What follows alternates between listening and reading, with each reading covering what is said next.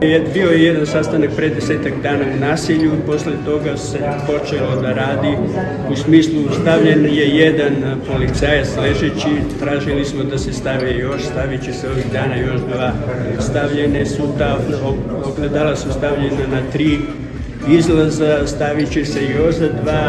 2 izlaza, tako da taj deo će se rešiti.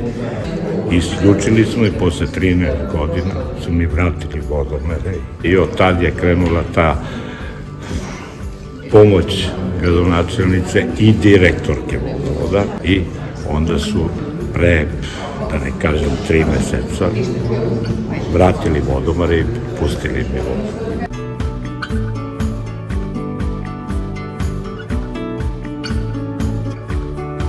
Važno je da nam sugrađani veruju, važno je da imaju to poverenje, da se jave, da očekuju pomoć i da pomoć stigne.